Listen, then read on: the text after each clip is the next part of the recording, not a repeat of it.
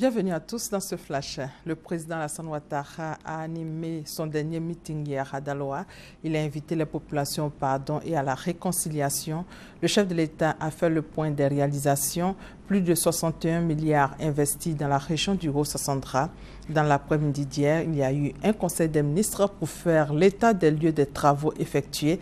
Et comme dans toutes les missions où il est passé, une conférence de presse au thème de sa visite d'État dans les régions du Gor, du Lot-du-Bois et du Haut-Sassandra, où le chef de l'État a invité toutes les populations et leur a dit merci pour leur mobilisation exceptionnelle. Le chef de l'État qui reçoit aujourd'hui à Yamoussoukro les meilleurs producteurs de cacao. C'est la journée mondiale du cacao, journée célébrée aujourd'hui. Le chef de l'État présidera également un conseil des ministres extraordinaire ce matin à Yamoussoukro. Aujourd'hui également, c'est la journée mondiale des personnes âgées. En Côte d'Ivoire, l'événement a lieu à Daoukro où la direction de la protection sociale a initié une marche histoire de sensibiliser les personnes âgées à faire du sport. Guillaume Zéré et Emman Niamien. Vous mettre à contribution pour le développement de la Côte d'Ivoire. Brève allocution de la secrétaire générale de préfecture de Daoukro. Puis, c'est parti pour 2 km de marche. 2 km à pied à plus de 60 ans, pas toujours facile. Mais le sport est un bon remède et en pareille circonstance, tous les soutiens, y compris celui des petits-enfants, sont bons pour tenir la route. Si vraiment ça pouvait se répéter, quelquefois, ce serait bien.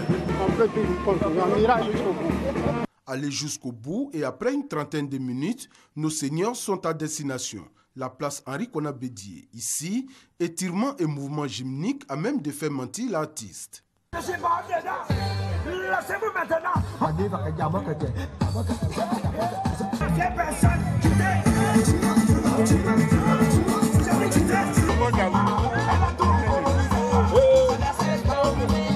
Les journées dédiées aux personnes âgées se tiennent cette année dans le IFU. Au-delà de cette journée sportive, il s'agit pour les autorités de leur redonner dans la société la place qui est la leur. Quand on atteint cet âge-là, ce n'est plus les médicaments, c'est plutôt le sport. Le sport, quand on le fait régulièrement, ça permet d'éviter les maladies de vieillesse, comme on le dit, la tension, le diabète, même le cancer. L'État de Côte d'Ivoire réaffirme son engagement à soutenir les personnes âgées. Vous savez que ces personnes ont été au cœur du développement de toutes les nations. C'est la seule occasion qui permet de célébrer officiellement et de manière visible les personnes âgées que nous appelons affectueusement seniors. Cette 25e édition des Journées des personnes âgées, débutée le 25 septembre dernier, vont s'achever le 8 octobre prochain. Outre le sport, ces personnes âgées seront dépistées gratuitement des maladies du 3e âge.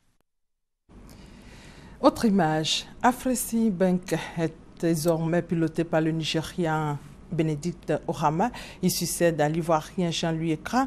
L'institution s'est ainsi dotée d'un nouveau siège au Caire, en Égypte. L'inauguration du siège et l'installation du président ont été l'occasion pour le représentant du Premier ministre, Abdourahmane Cissé, ministre chargé du budget, de faire la promotion des projets de développement en Côte d'Ivoire.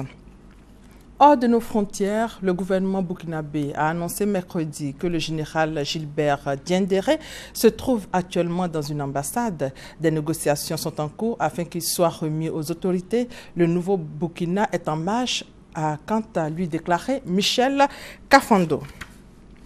En Centrafrique, Catherine Samba-Panza est arrivée à Bangui hier mercredi.